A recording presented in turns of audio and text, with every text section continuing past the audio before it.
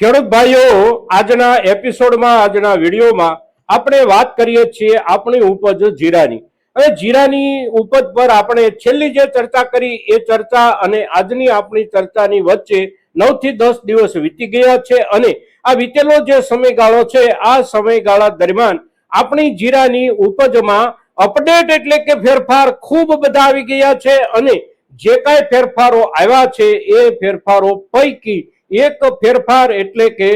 ભાવોનો ફેરફાર જે છે એ નકારાત્મક છે, પણ એની સાથે સાથે જીરાના વેપારની સાથે જોડાયેલો મુદ્દો એટલે જીરાનો જથ્થો અને જીરું અત્યારે કોણ વેચી રહ્યું છે અને જીરું અત્યારે કોણ ખરીદી રહ્યું છે, આ બદલાવાળો જે મુદ્દો છે આ મુદ્દો એટલે આપણી જીરાની ઉપજની સકારાત્મકતા સાથે જોડાયેલો મુદ્દો છે અને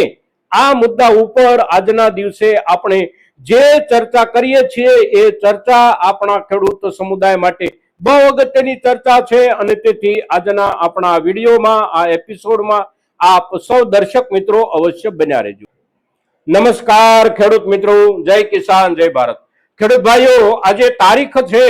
5 મે 2026 અને વાર છે મંગળવાર. મંગળવારનો દિવસ છે એટલે આપણા માર્કેટિંગ યાર્ડોમાં અઠવાડિક કામકાજનો બીજો દિવસ છે. ગઈકાલે સોમવારના દિવસે આપણા જીરાના ભાવોનું લેવલ એટલે વીતેલા આખા અઠવાડિયા દરમિયાન જીરાના ભાવમાં રોજે રોજ સામાન્ય રૂપમાં ઘસારો પડતો રહ્યો છે અને એ ઘસારા પછી ગઈકાલે સોમવારના દિવસે જોઈએ તો પણ વેપારો આપણા જીરાના જે કાંઈ થયા તે સારામાં સારી ક્વોલિટી આપણા ગુજરાતના માર્કેટિંગ યાર્ડોમાં જે વેચાય હોય એના ભાવનું લેવલ એટલે 4,300 રૂપિયા 20 કિલોના, મહત્તમ 4,400 રૂપિયા અને નીચલા દરજ્જાનું બજાર એટલે 3,300 3,350. પણ એમાં પણ એવરેજ આપણે જોઈએ ને સૌથી વધારે વેચાયો જે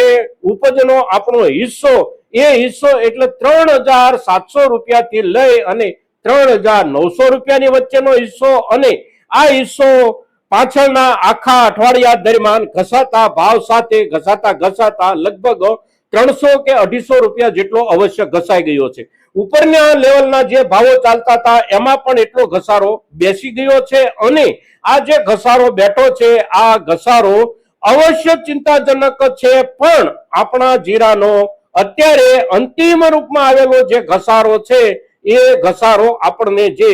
એક સૂચન કરી રહ્યો છે, એક સંકેત આપી રહ્યો છે, એ સંકેત એટલે હવે જીરાના બજારને સુધરવા તરફ જવા માટેના તમામ કારણો ધીમે ધીમે એકઠા થઈ રહ્યા છે અને એ એકઠા થઈ રહેલા કારણો જાજા સમય સુધી જો એકની એક જગ્યાએ એકઠા થયેલા રહેશે તો અવશ્ય વિસ્ફોટ થશે અને વિસ્ફોટ એટલે ભાવોમાં સારામાં સારો સુધારો અને સારામાં સારો સુધારો આ વર્ષે જીરાની ઉપજમાં આપણને મળવાની સંભાવના અને મળવાના સંકેતો અવશ્ય પાકા છે. પણ અત્યારે જે સમય ચાલી રહ્યો છે આ સમય આપણને થોડો વધારે ચિંતામાં મૂકી રહ્યો છે. આપણે વિડીયોની શરૂઆતમાં જે વાત કરી એ વાત એટલે વેપારમાં આવેલો બદલાવ અને વેપારમાં આવેલો બદલાવ એટલે આપણા ખેડૂત સમુદાય તરફથી ગયા આખા અઠવાડિયામાં અને ગયા અઠવાડિયાની શરૂઆતના દિવસોથી લઈ અને ગયેલું આખું અઠવાડિયું જે કાંઈ પૂરું થયું એ અઠવાડિયું અને આ અઠવાડિયાની શરૂઆતનો ગઈકાલનો પહેલો દિવસ, આ લગભગ 8 થી 10 દિવસ દરમિયાન જીરાની આવકો રોજે રોજ એકંદર ઘટતી ગઈ છે. એકાદ બે દિવસમાં આગળના દિવસ અને પાછળના દિવસની આવકોમાં વધારો ઘટાડો હોય પણ સામાન્ય રૂપમાં એવરેજ આપણે જોઈએ તો ઘટતી આવકો એટલે આપણા આખા ગુજરાતની જીરાની દૈનિક આવકોનો જથ્થો 15,000 કે 16,000 બોરી આસપાસ બહુ નીચલા જથ્થાના દરજ્જે આવી ગયો છે અને એવી જ સ્થિતિ રાજસ્થાનની પણ છે.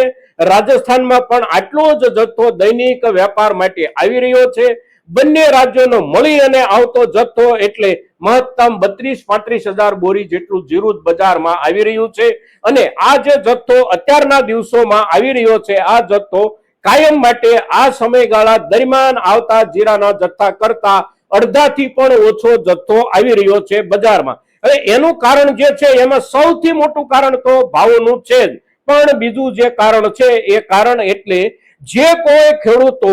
અત્યારે જીરું પોતાનું સંગ્રહી રાખી શકે એવી સ્થિતિમાં છે. આ ખેડૂતોએ સંપૂર્ણપણે પોતાની જીરાની ઉપજને સાચવવાનો નિર્ણય લઈ લીધો છે અને ખેડૂતોનો જે વર્ગ જીરું પોતાનું સાચવી શકે એવી સ્થિતિમાં નથી, આ જીરું જ અત્યારે બજારમાં આવી રહ્યું છે. હવે જીરું સાચવી ન શકે એવો ખેડૂત વર્ગ કયો, તો એમાં પણ 3 ભાગ પડે છે. એક ભાગ એવો કે જેને થોડી આર્થિક અગવડ હોય અને નાણાંની જરૂરિયાત છે, તો એવો એક ખેડૂત વર્ગ અત્યારે જીરું પોતાનું વેચી રહ્યો છે. બીજો ખેડૂત વર્ગ જે પોતાનું જીરું વેચી રહ્યો છે એ એવો ખેડૂત વર્ગ છે કે આ વર્ષની એની જે જીરાની ઉપજ છે એની ક્વોલિટી થોડી નબળી આવી છે. સાથે સાથે અત્યારના સમયમાં અત્યારથી જ આપણા જીરામાં નુકસાની બેસવાની શરૂઆત મોટા ભાગના ખેડૂતોને થઈ રહી છે અને જે નુકસાની બેસી રહી છે, નુકસાની એટલે જીરામાં વાતરીનો પ્રકોપ, અને વાતરીના પ્રકોપથી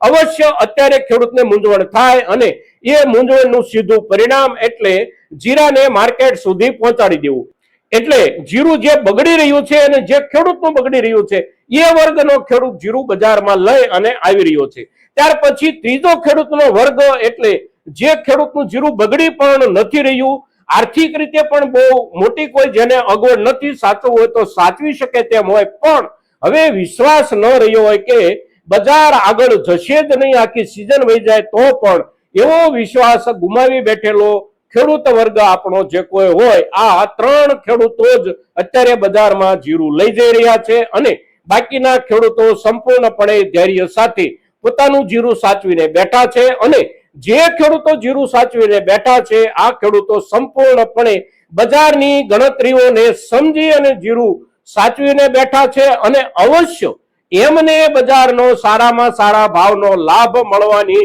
સંપૂર્ણ શક્યતાઓ અને સંભાવનાઓ છે.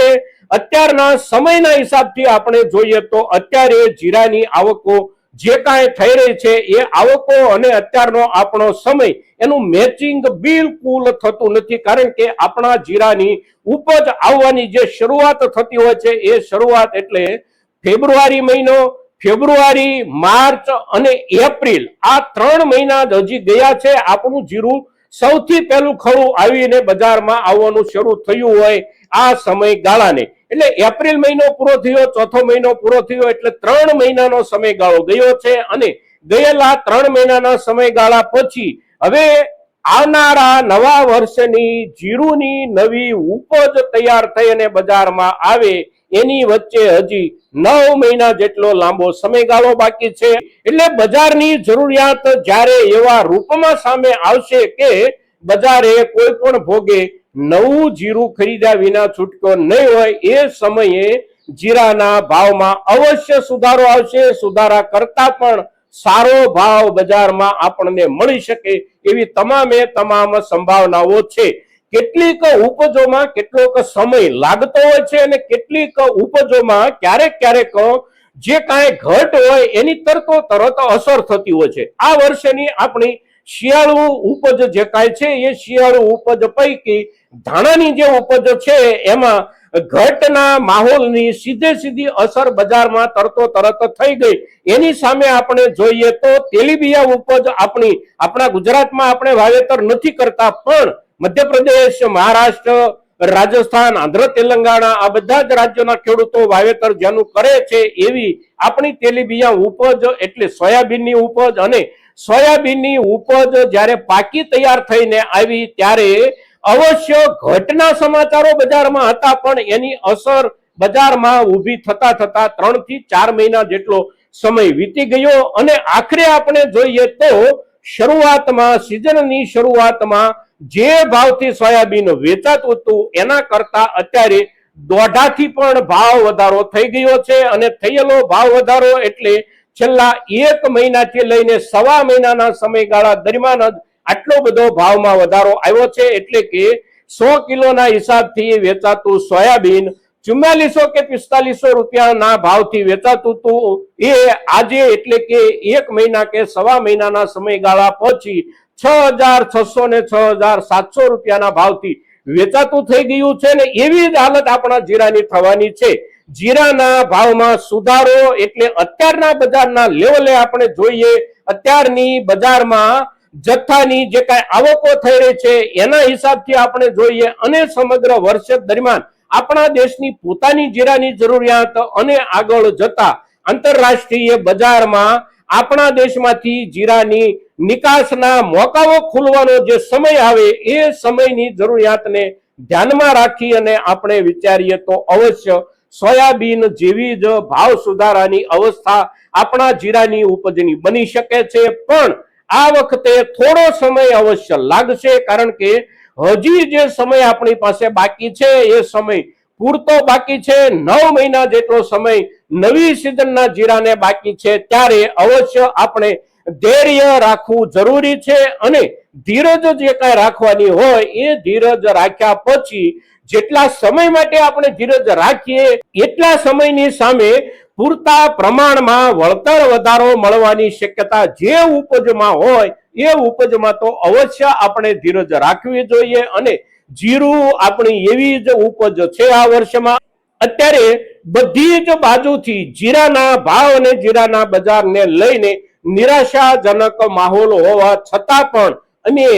ભાવોમાં સુધારાના સંકેતો આપની સાથે જે ચર્ચી રહ્યા છીએ એ સંકેતો અવશ્ય બજારમાં વાસ્તવિક રૂપમાં જોવા મળી શકે છે. મિત્રો, તો જીરુની ઉપજ આપણા જે કોઈ ખેડૂતો પાસે આ વર્ષમાં છે એ ખેડૂતો જીરાની ઉપજ થોડા સમય માટે ધૈર્ય સાથે સાચવી શકે એવી જે ખેડૂતની સ્થિતિ હોય, પછી એ સ્થિતિ આર્થિક હિસાબથી હોય, જીરાની ઉપજની ગુણવત્તાના હિસાબથી હોય કે બાકીના કોઈ પણ કારણોસર હોય, પણ ધૈર્ય રાખી શકે એવી આપણી સ્થિતિ છે તો અવશ્ય આપણે ધૈર્ય રાખીએ. એકાદ મહિનો 2 મહિના કે વધીને 3 મહિના જેટલો સમય વીત્યા પછી પણ જો આપણા જીરાના ભાવમાં આપણી અપેક્ષાના દરજ્જાનું લેવલ બની જતું હોય તો આપણે રાખેલી ધીરજનું આપણને અવશ્ય સારામાં સારું વળતર મળી જઈ શકે છે. મિત્રો, તો આજના દિવસે આપણી જીરાની ઉપજના સંપૂર્ણપણે